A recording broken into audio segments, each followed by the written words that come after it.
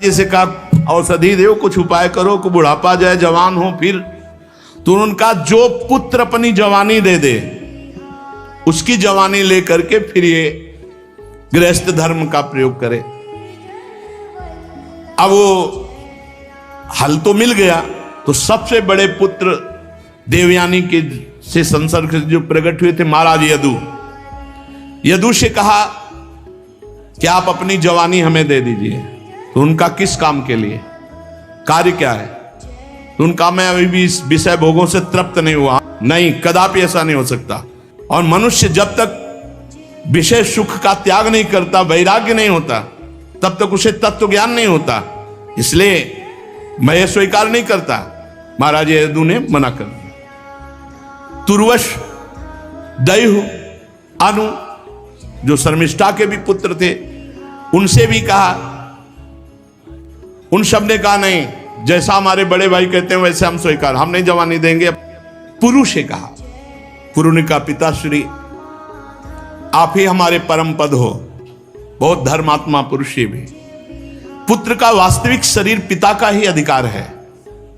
ऐसी अवस्था में मांगने की बात कर रहे हो आप? हम आपका उपकार का बदला नहीं चुका सकते। आप हमारे माता पिता हैं, ये शरीर आपका है, ये जवानी आपकी है। मैं आपका बुढ़ापा और इंद्रिय शक्तिहीनता स्वीकार करता हूं। आप हमारी जवानी स्वीकार करें, जैसा चाहें वैसा उपभोग करें। पिता का अगर आज्ञा का पालन न करे तो पुत्र क्या, हो तो पुत्र नहीं है।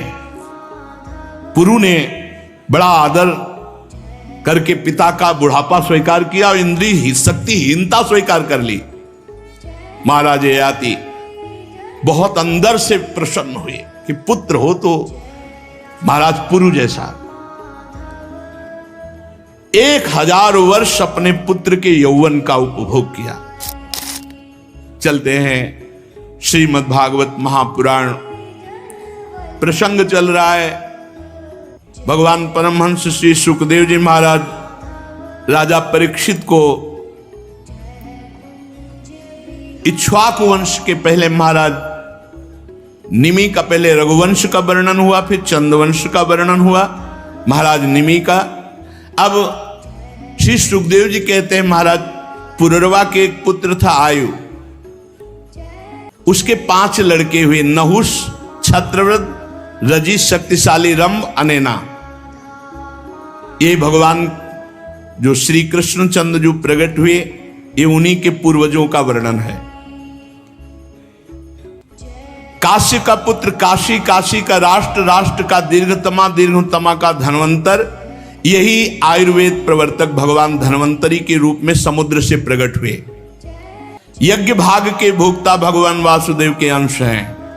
जो भगवान का स्मरण करता है अच्युत, गोविंद, धन्वंतरी आदि नाम से, तो उसके सारे रोग प्रभावहीन हो जाते हैं। देवताओं की प्रार्थना से आयु के पुत्र रजि हुए और उनके 500 पुत्र हुए। देवताओं की प्रार्थना से रजि ने दैत्यों का वध करके इंद्र को स्वर्ग का राज्य दिया, परंतु प्रहलाद जी पर वो विजय प्राप्त नहीं कर पाए, क्योंकि प्रहलाद जी भगवान के भक्त थे। इसलिए वो प्रहलाद जी के आगे झुक के ही प्रणाम करते। भगवान की भक्ति का बड़ा प्रभाव है। इसलिए उन्होंने वो स्वर्ग फिर प्रहलाद जी के भय से रजि को वापस कर दिया।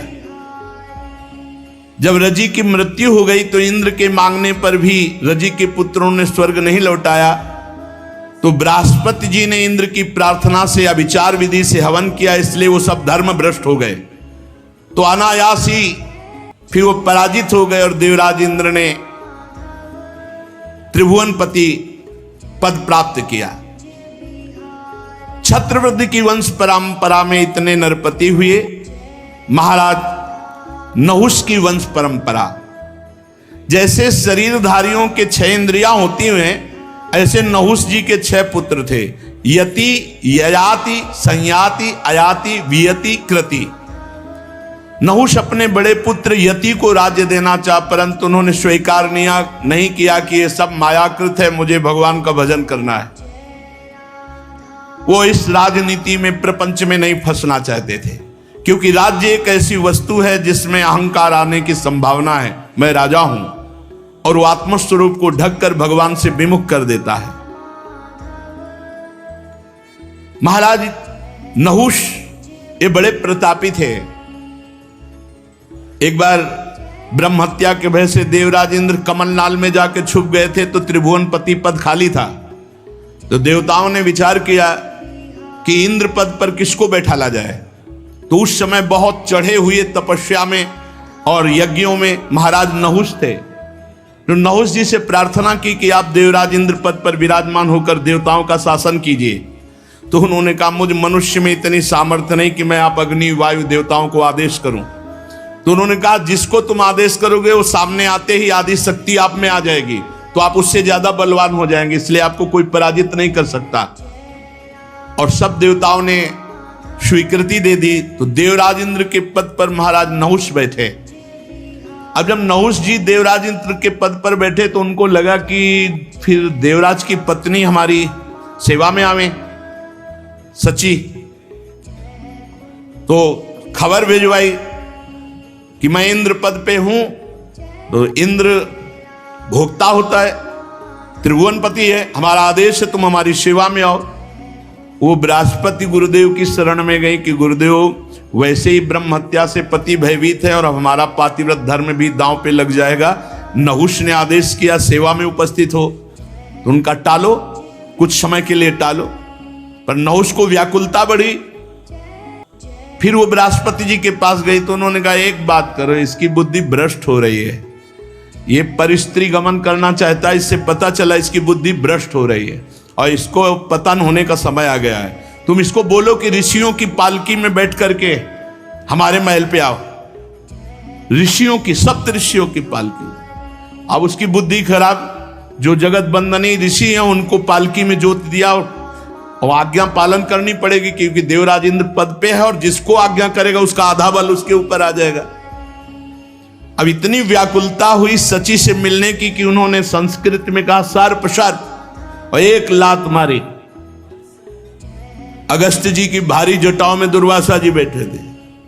उन्होंने कहा, अच्छा तुझे सर्प सब बहुत जल्दी पड़ी है, इसलिए जा तू अजगर योनि को प्राप्त हो, देवराज इंद्र के पद पर बैठने लायक नहीं।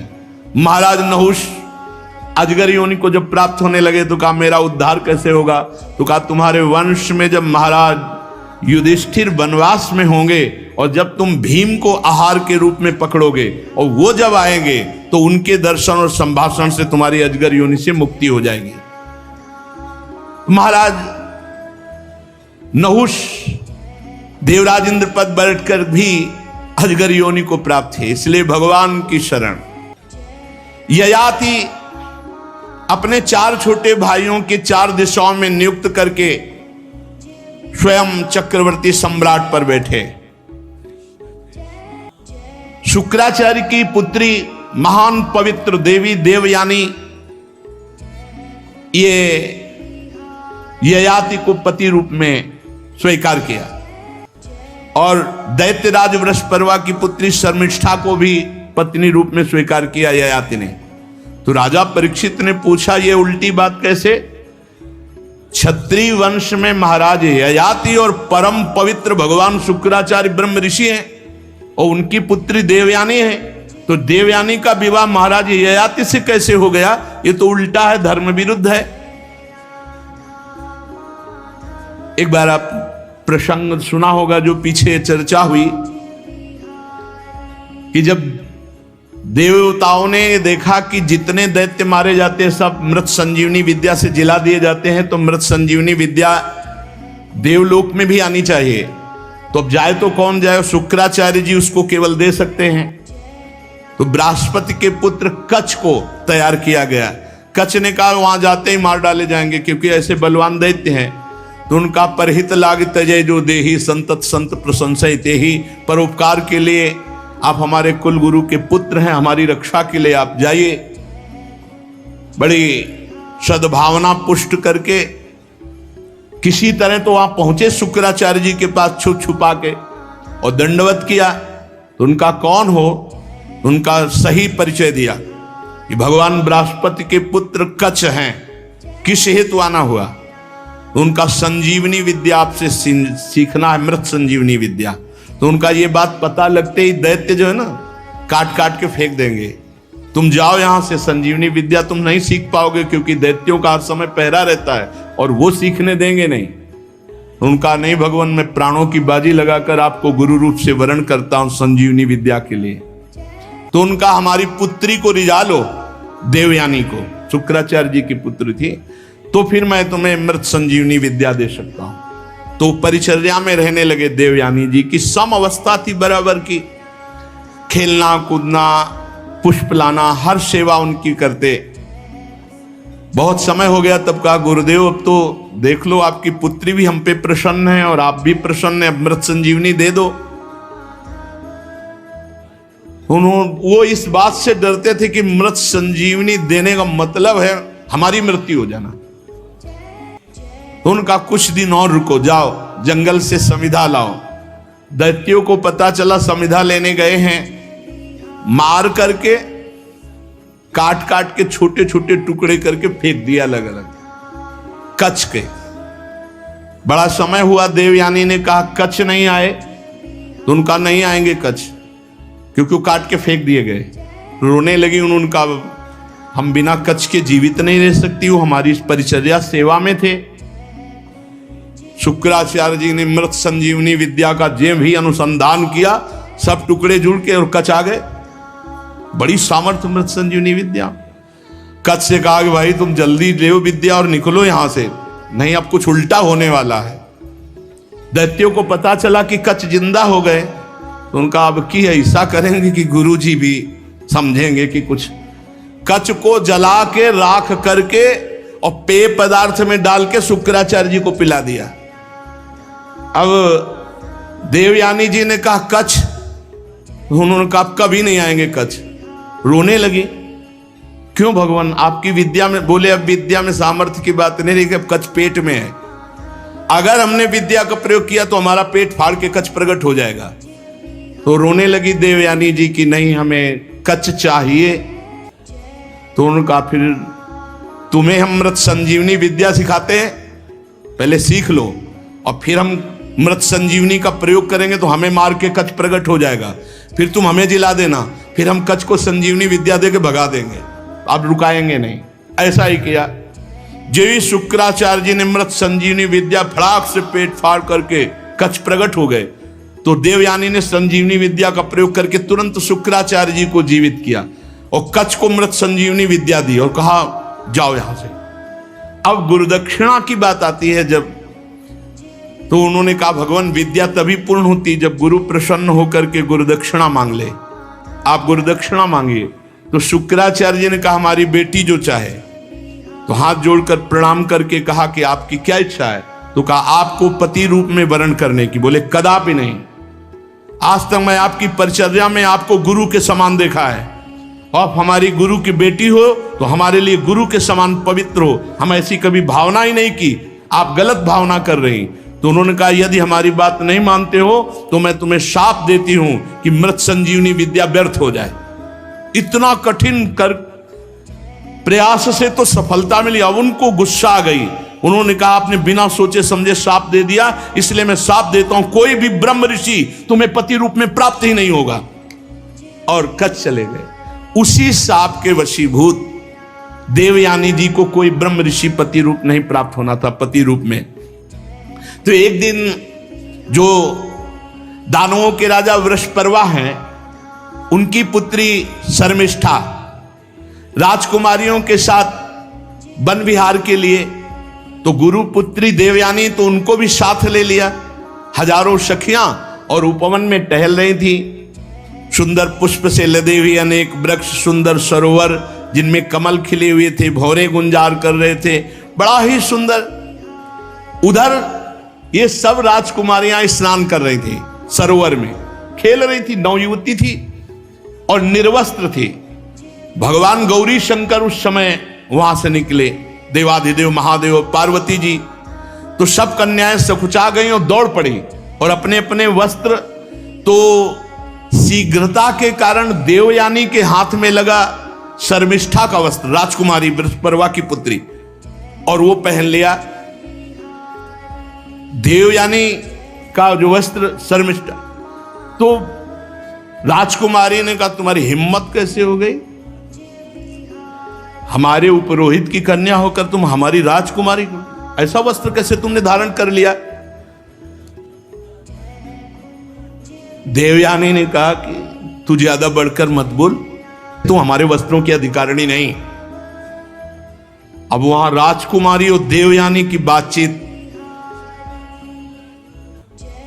शुक्राचार्य को जानती है तू, तेरे बाप के वो गुरु हैं और तपोबल से पूरी सृष्टि का संचालन कर सकते हैं, परम पुरुष परमात्मा के समान है, वो निरंतर परमात्मा स्थिति में रहते हैं, बड़े बड़े लोकपाल जिनकी वंदना करते हैं, उन तपस्वी की पुत्री है।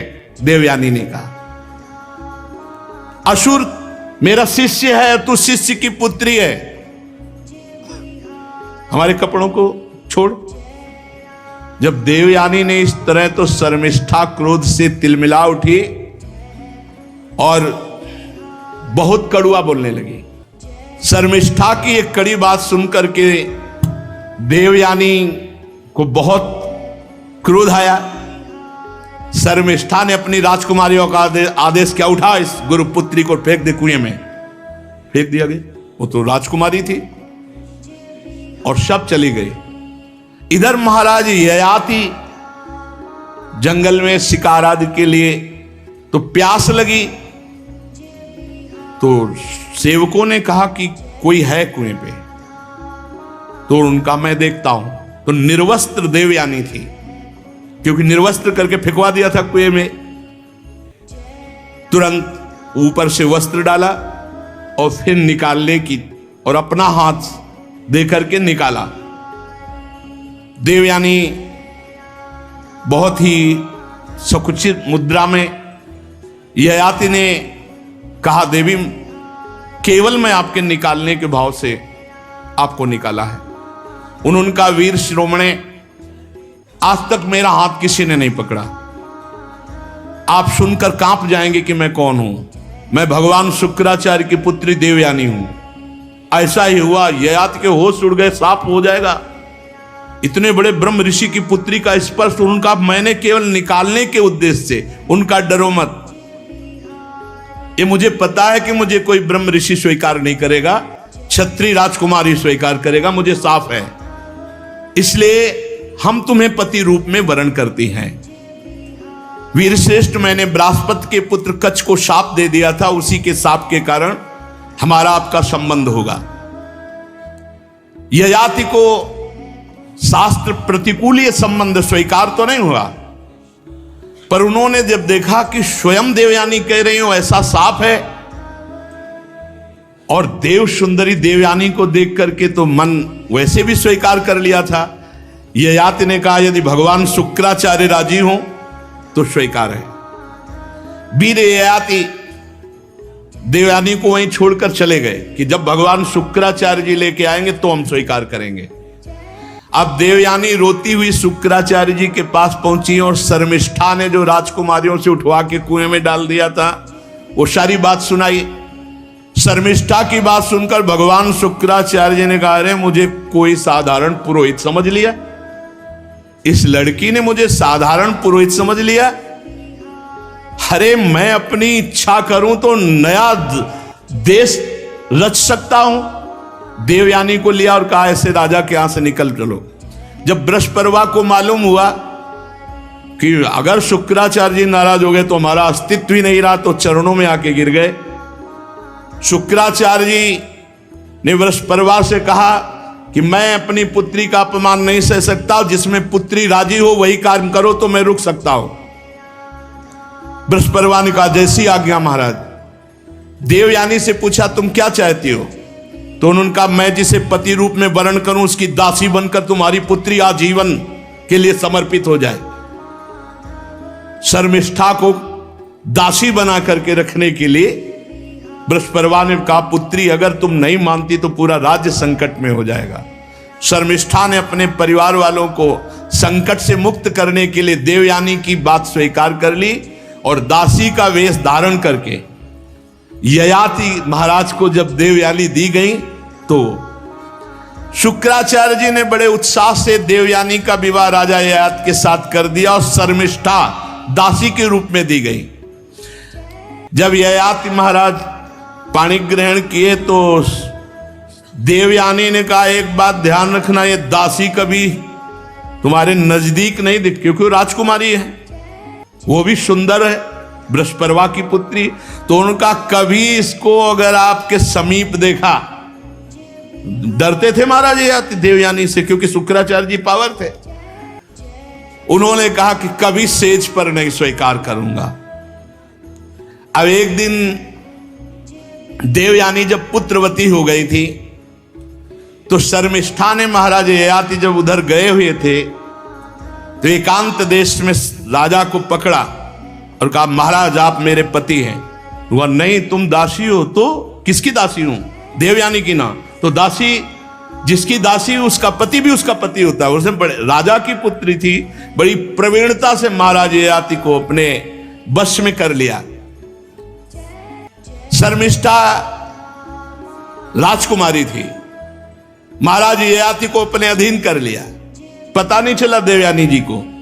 देवयानी जी के दो पुत्र हुए, महाराज यदु परम पवित्र, इन्हीं के वंश से यदुवंशी भगवान श्री कृष्णचंद्र जी इन्हीं के वंश में प्रकट हुए, यदु और तुर्वश।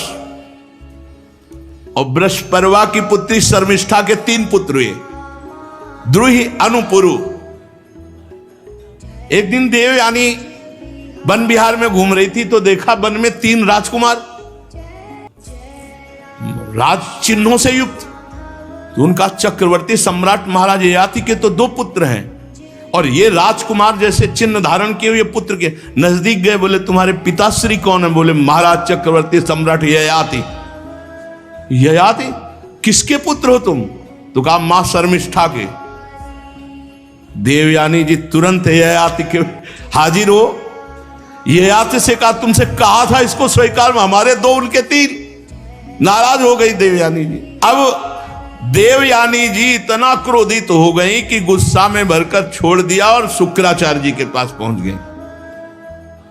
ययाति जी पीछे पीछे पैर पकड़ना, हाथ जोड़ना, मान जाओ शुक्राचार्य जी के पास मत जाओ, लेकिन उनको अपने जानते थे ससुर जी कुछ न कुछ रच देंगे। अब अनुनय विनय, चरण दबाना, गलती मानना, हाहा खाना, कुछ नहीं सुना। देवयानी ने शुक्राचार्य जी के पास पहुंच गई। शुक्राचार्य जी ने कहा, क्या हुआ बेटी? बोले, इस स्त्री लंपट ने हमारी आज्ञा नहीं पालन की, इसने दासी के गर्भ से 3 पुत्र उत्पन्न किए, हमारे गर्भ से 2 पुत्र, इसलिए इनको दंड दे दो। बोले, तुम ही बता दो। तो भाई इनके शरीर में बुढ़ापा आ जाए और स्त्री सहवास योग्य न रहे। अब तुरंत महाराज ययाति, जो ही शुक्राचार्य जी तो ऐसे जल फेंकने की जरूरत थी, अब वो बूढ़े हो गए, किसी काम के नहीं। ययाति ने कहा, आप खुश हो, तुमने अपने पैरों में भी तो कुल्हाड़ी मार ली। अब देवयानी को फिर चेत आया तो ययाति देवयानी से जो विनय की वो सुनने लायक है। उन्होंने कहा कि मैं विषय भोग करते करते आज तक तृप्त नहीं हुआ, और बिना इसकी अनुभूति के, तृप्ति के कोई वैराग्य नहीं धारण करता, इसलिए हम पर कृपा करो। महाराज ययाति देवयानी से। अब देवयानी प्रसन्न हो गई, देखा कि अब तो शुक्राचार्य जी से कहा, औषधि देव, कुछ उपाय करो कि बुढ़ापा जाए, जवान हो फिर। तो उनका जो पुत्र अपनी जवानी दे दे, उसकी जवानी लेकर के फिर ये गृहस्थ धर्म का प्रयोग करे। अब वो हल तो मिल गया, तो सबसे बड़े पुत्र देवयानी के से संसर्ग जो प्रकट हुए थे महाराज यदु। यदु से कहा कि आप अपनी जवानी हमें दे दीजिए। तो उनका किस काम के लिए, कार्य क्या है? तो उनका, मैं अभी भी इस विषय भोगों से तृप्त नहीं हुआ। नहीं, कदापि ऐसा नहीं हो सकता। और मनुष्य जब तक विषय सुख का त्याग नहीं करता, वैराग्य नहीं होता, तब तक उसे तत्व ज्ञान नहीं होता। इसलिए मैं ये स्वीकार नहीं करता। महाराज यदु ने मना कर दिया। तुर्वश, दैहु, अनु, जो शर्मिष्ठा के भी पुत्र थे, उनसे भी कहा। उन सब ने कहा, नहीं, जैसा हमारे बड़े भाई कहते हैं वैसे हम स्वीकार, हम नहीं जवानी देंगे। पुरुष ने कहा, पुरु ने कहा, पिताश्री आप ही हमारे परम पद हो, बहुत धर्मात्मा पुरुष भी। पुत्र का वास्तविक शरीर पिता का ही अधिकार है, ऐसी अवस्था में मांगने की बात कर रहे हो आप? हम आपका उपकार का बदला नहीं चुका सकते, आप हमारे माता पिता हैं, ये शरीर आपका है, ये जवानी आपकी है, मैं आपका बुढ़ापा और इंद्रिय शक्तिहीनता स्वीकार करता हूं, आप हमारी जवानी स्वीकार करें, जैसा चाहें वैसा उपभोग करें। पिता का अगर आज्ञा का पालन न करे तो पुत्र क्या, हो तो पुत्र नहीं है। पुरु ने बड़ा आदर करके पिता का बुढ़ापा स्वीकार किया और इंद्रिय शक्तिहीनता स्वीकार कर ली। महाराज ययाति बहुत अंदर से प्रसन्न हुए कि पुत्र हो तो महाराज पुरु जैसा। 1000 वर्ष अपने पुत्र के यौवन का उपभोग किया, फिर वही तृष्णा वैसे, इसीलिए ये समझने के लिए चरित्र सुनाए जाते हैं। फिर वही तृष्णा वैसे ही, कोई तृप्ति नहीं, फिर वही चाह। महाराज ययाति को भोगों से तृप्ति नहीं, ऊब कर छोड़ना पड़ा, मतलब गजब हो गया इन दुष्ट इंद्रियों का। महाराज जब एक दिन देखा कि मैं इतना नीच हो गया हूं कि अपने पुत्र की जवानी भोग रहा हूं, फिर भी नहीं, अब नहीं। देवयानी से कहा, भृगुनंदिनी पृथ्वी में मेरे समान कोई विषयी होगा?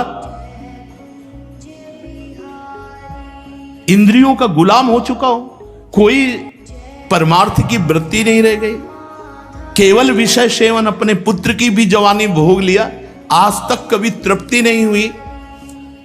नहीं, अब नहीं प्रिय, अब नहीं।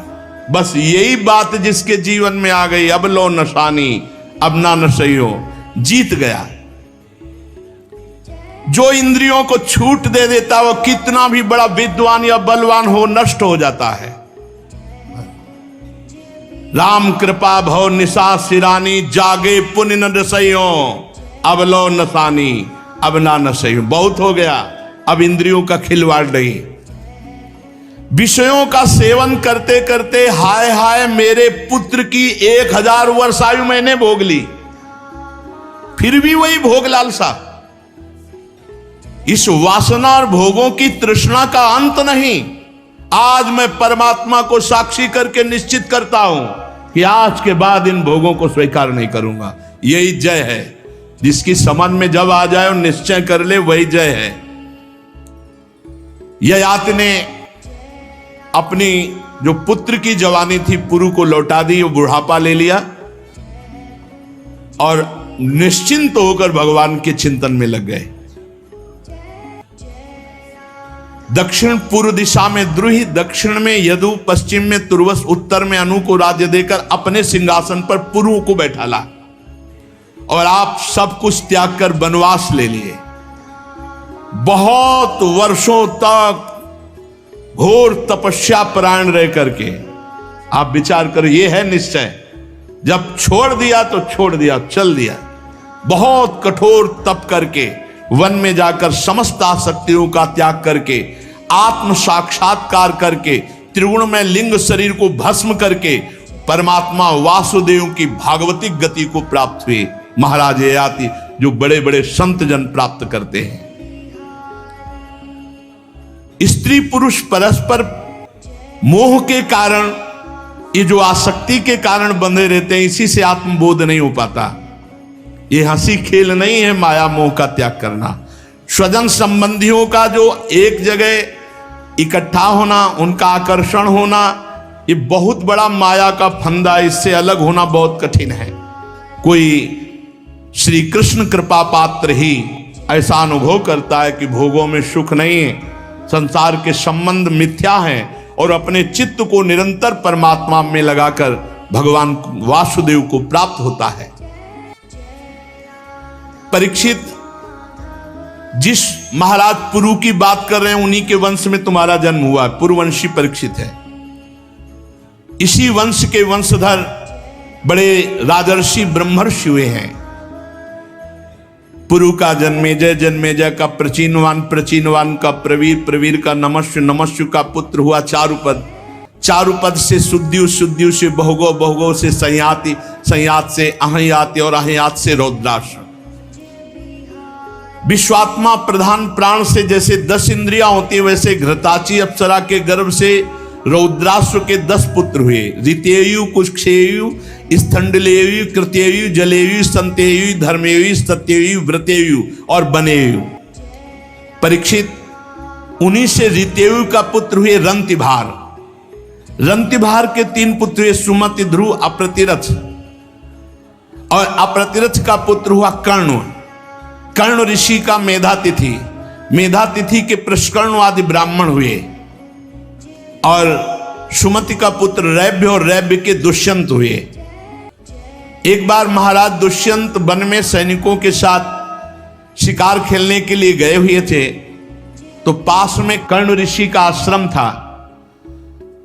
तो ऋषियों के आश्रम में प्रवेश होने की मर्यादा थी। कोई भी सैनिक नहीं, कोई भी अस्त्र शस्त्र नहीं, और कोई ताज नहीं और कोई पादुका नहीं।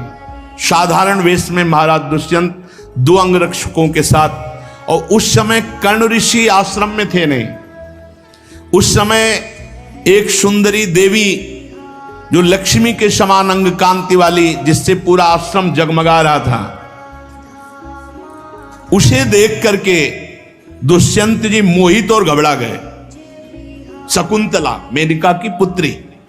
मेनका भगवान विश्वामित्र जी के संसर्ग से ये शकुंतला का प्रादुर्भाव हुआ था, जिसका कर्ण ऋषि ने पालन पोषण। और कर्ण ऋषि कहीं गए हुए थे, तो आश्रम में देवी शकुंतला को देखा, जो देवी स्वरूप है। मोहित हो गए, भयभीत हो गए। भयभीत इसलिए हो गए कि ऋषि का अपराध बन जाएगा, और मोहित हो गए। भगवान का विधान,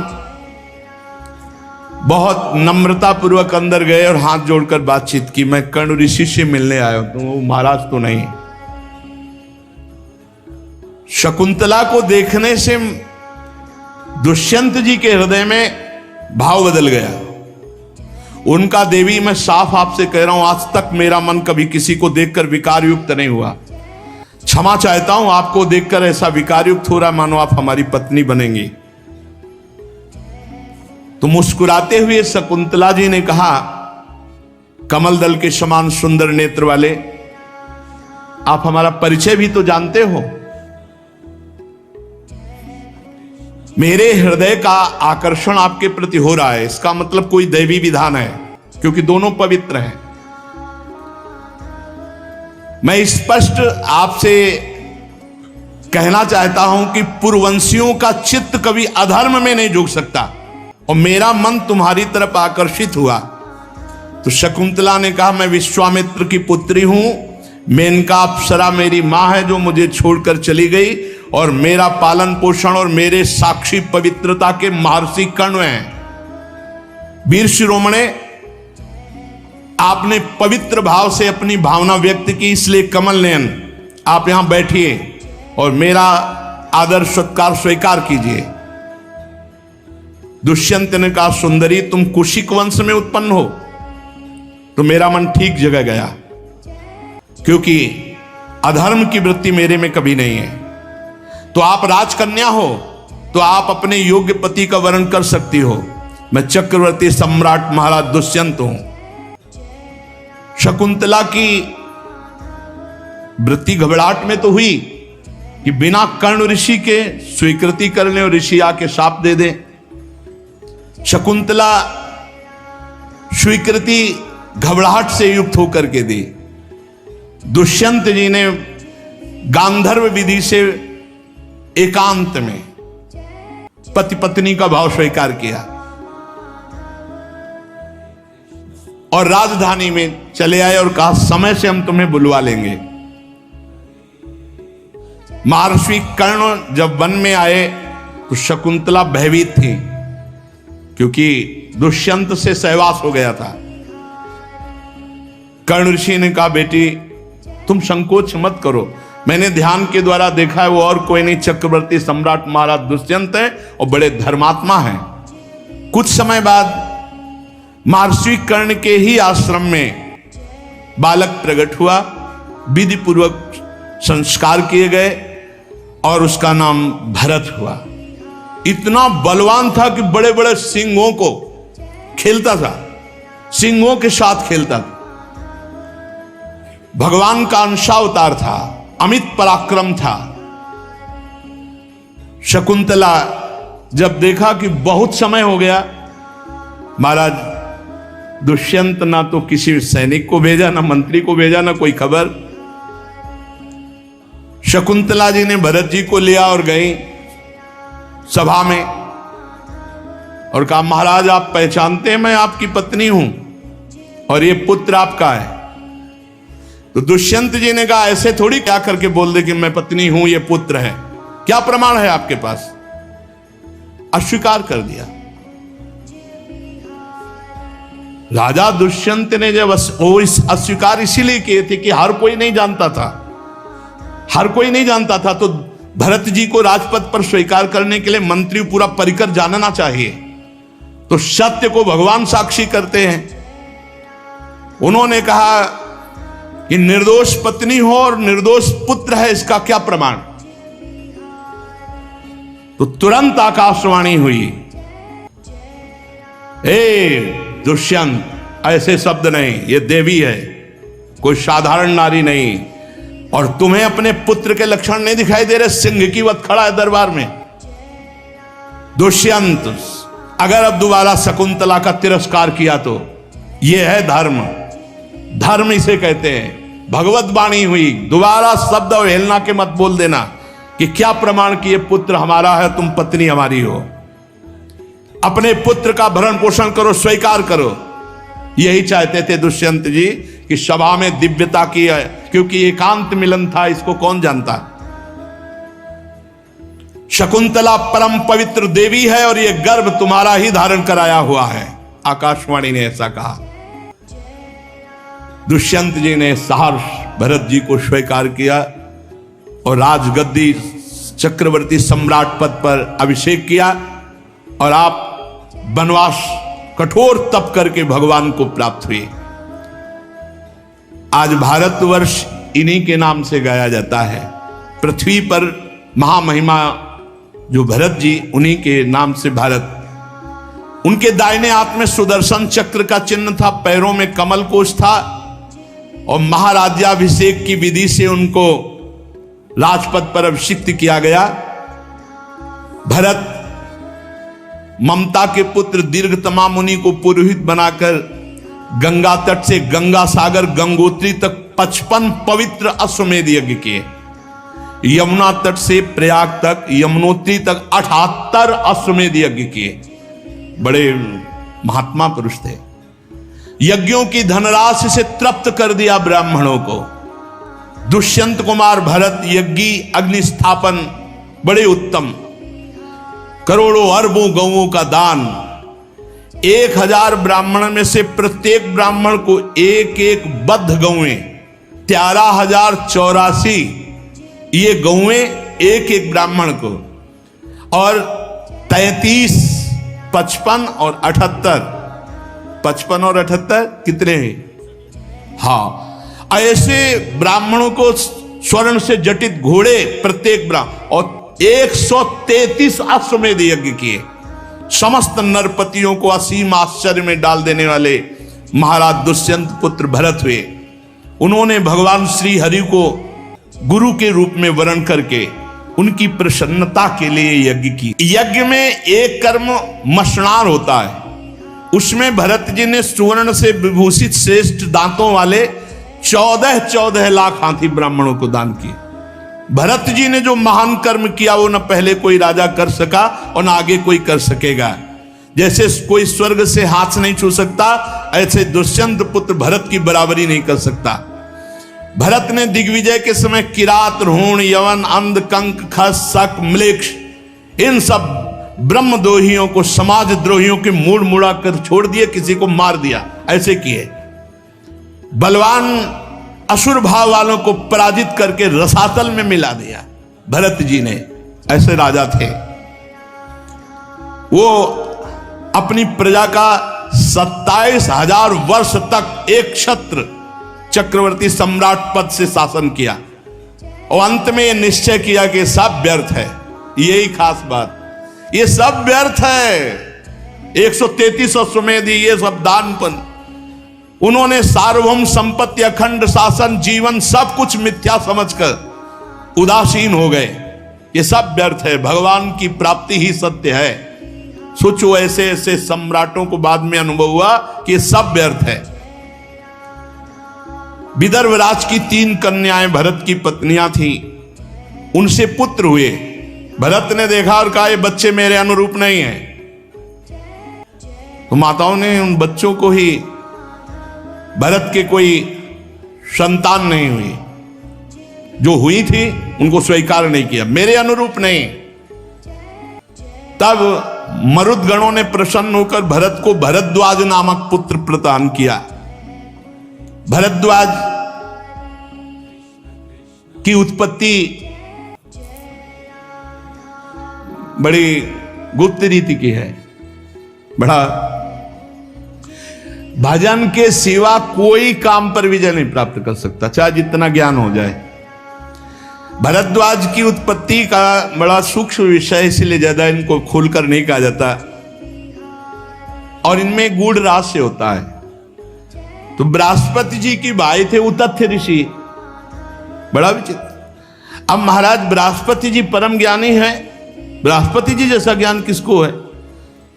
अपने भाई उतथ्य की पत्नी,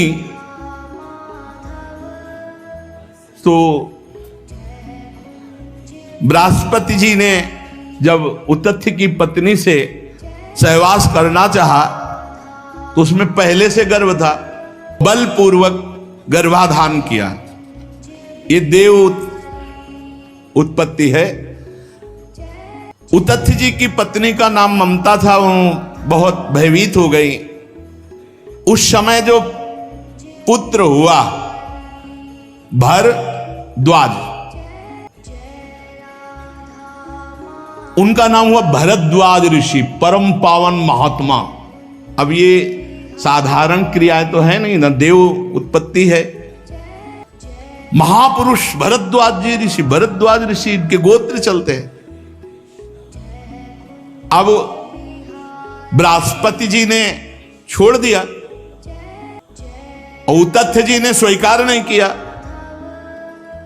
तो उस पुत्र को मरुदगणों ने ले लिया और वो महाराज भरत को पुत्र रूप में प्रदान किया, जो भरद्वाज जी उनके पुत्र हुए। इस तरह से मरुदगणों के द्वारा पालित भरद्वाज ऋषि का भरत जी का पुत्र बनना और भारत की नींव भरत जी से, और ये महान धर्मात्मा पुरुषों के पावन चरित्र सुनकर यही निर्णय है, अगर जीवन में भजन नहीं भगवान का तो सब बेकार है, और भजन नहीं है तो ऊपर से लेके नीचे तक हाहाकार मचाए हैं ये विकार, काम, क्रोध, लोभ, मोह, मद, मत्सर। जिस बड़ों के ऊपर अपराध कौन अंगुली निर्दिष्ट करे? नहीं तो भगवान श्री राम जब बाली ने पूछा क्यों मारा छुप के, तो कहा अनुज वधु भगनी सुतनारी सुनसठ ये कन्या समचारी, इन्हीं कुदृष्टि बिलोक जोई ताई बधे कछ। बड़ी ऊंचाई से गड़बड़ी हो जाती है। सरस्वती जी प्रकट हुई, भगवान ब्रह्मा जी की बुद्धि चकरा गई। रूप सौंदर्य देखकर मरीच आदि ऋषियों ने कहा ऐसा तो अपराध मत करो महाराज, पुत्री की तरफ गलत दृष्टि। भगवान का भजन छूटा तो ब्रह्मा की भी खोपड़ी में काम अपना प्रभाव दिखा दिया। हम तो ब्रह्मा के रचे हुए हैं। अगर भगवान का भजन छूटा तो हनुमान जी महाराज कह रहे कह हनुमंत विपति प्रभु सोई, जब तो सुमिरन भजन न होई। इसलिए एकमात्र भगवान का नाम जहां से सत्संग प्रारंभ हुआ, अगर नाम पकड़े हो तो माया पर विजय प्राप्त हो जाती, नहीं तो ऊपर से नीचे तक आ ब्रह्म स्तंभ पर्यंतम सर्वम मायामयम जगत, कौन रक्षा करने वाला है भगवान के सिवा। ऐसी प्रचंड दैवी भगवान की माया है, सबको मोहित कर लेती है। इसलिए हरिशरणम, भगवान की शरण में होकर खूब नाम जप करो। ब्रह्मा भी प्रणाम करते हैं भगवान के भक्त को, क्योंकि वो भगवान का निर्विकार भक्त परम पद का अधिकारी, जिसे ब्रह्मा भी नमस्कार करते हैं। ब्रह्मलोक तक माया का प्रभाव है। आप ब्रह्म भूलान लोकन पुनरावर्तिनो अर्जुन, एकमात्र केवल भगवान की शरण। तो भगवान की शरण में होकर खूब नाम जप करो।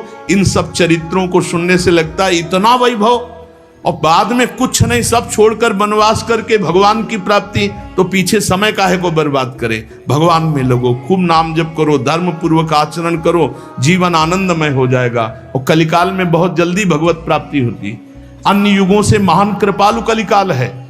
जो 10-10 हजार वर्ष पैर के अंगूठे केवल खड़े होकर भजन करने का फल था, वो 24 घंटे नाम कीर्तन करने से प्राप्त हो जाएगा। कलयुग समयुग आन नहीं, जो नर कर विश्वास, गाय राम गुण गण विमल, भव बिन तरह प्रयास। श्री राधा वल्लभ लाल की।